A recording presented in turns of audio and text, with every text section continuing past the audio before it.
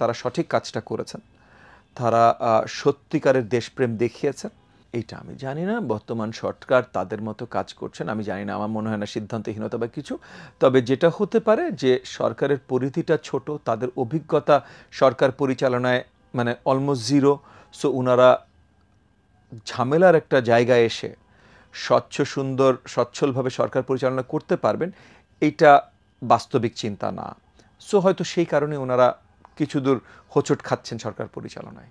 অনেক কয়েকজন উপদেষ্টাকে নিয়ে তো আসলে প্রশ্ন করে। হ্যাঁ, মানে এগুলো আমরাও প্রশ্ন তুলেছি যে তাদেরকে কেন নেওয়া হলো, আরও বেটার চয়েসেস হয়তো পেতে পারতো। প্লাস মানে একটা মানে যেমন মনে করেন এই অন্তর্বর্তীকালীন সরকার একটা সময়, একটা ক্রুশাল সময় আমরা সবাই একটা কনসেনসাস করে, আমরা সবাই মানে রাজনীতিতে যারা আছি এবং ছাত্ররা যারা আন্দোলনের সাথে ছিল তাদের কিছু নেতৃত্ব মিলে আমরা কিছু দূর একটা কনসেনসাসে পৌঁছে এই অন্তর্বর্তীকালীন সরকারটা তৈরি হয়। তারপর অবভিয়াসলি মানে উপদেষ্টাদের বেশিরভাগই আর কি আমরা যেহেতু প্রধান ডক্টর মোহাম্মদ ইউনূস ওনাকে চুজ করেছি, ওনার চয়েস মতো উপদেষ্টারা হন যদ্দূর আমার জানা আছে। তো কিন্তু এরপর থেকে যেটাই হবে একটু আলোচনা করলে হয়তো সবার জন্যই ভালো হতো। মানে কিছু কন্ট্রোভার্সিয়াল লোকজনকে দেয়া হয়েছে এবং ওই পজিশনগুলোতেই বা কেন কারোর দরকার ছিল, এটা নিয়েও অনেক প্রশ্ন উঠেছে। তো এই প্রশ্নগুলো অন্তর্বর্তীকালীন সরকার এড়াতে পারলেই সবচেয়ে ভালো হতো বলে আমি মনে করি। এই পরিস্থিতিতে অন্তর্বর্তী সরকারকে নিয়ে তো অনেক প্রশ্ন রয়েছে। তো আপনার দৃষ্টিতে দেশ পরিচালনায় সেনাবাহিনী আসাটা কতটা সম্ভাবনা? না না, সেনাবাহিনী কেন দেশ পরিচালনায় আসবে? মানে দেশে যখন অরাজকতা ছিল 5ই অগস্টের পর, তখন সেনাবাহিনী যদি আরেকটু বড় ভূমিকা প্লে করতেই পারত। এবং তারা আমার কাছে মনে হয় যে তারা সঠিক কাজটা করেছেন।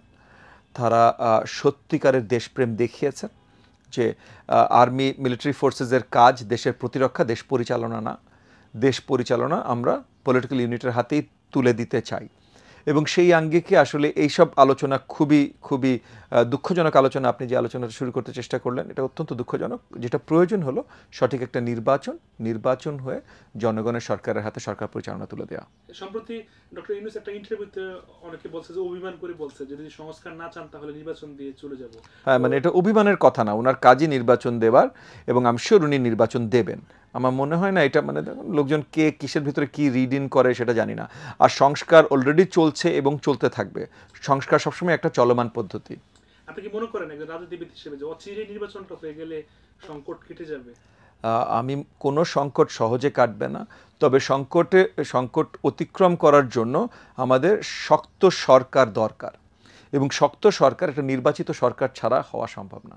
আচ্ছা, মানে ভারত বাংলাদেশের সম্পর্কটা কি আসলে নির্বাচনের পরবর্তী সময় কেমন হতে পারে? আমি আশা রাখবো ভারত বাংলাদেশের সম্পর্ক শীঘ্রই ইমপ্রুভ করবে। এটার জন্য এখন অন্তর্বর্তীকালীন সরকারও কাজ করবে, আগামীতে নির্বাচিত সরকার আমরা আশা করি আমরা থাকবো নির্বাচিত সরকারে নির্বাচিত হয়ে। সো নির্বাচিত সরকারও এটার জন্য কাজ করবে, এটা আমি আশা রাখি। বিকজ এক মুহূর্তের জন্য ভুলে গেলে চলবে না যে ভারতের জন্য বাংলাদেশ গুরুত্বপূর্ণ এবং বাংলাদেশের জন্য ভারত গুরুত্বপূর্ণ। তোমার জন্য যে গুরুত্বপূর্ণ তার সাথে তুমি ঝগড়া বিবাদ করে লম্বা সময় থাকতে পারবে না। সো এই সম্পর্কের উন্নয়নটা প্রয়োজন।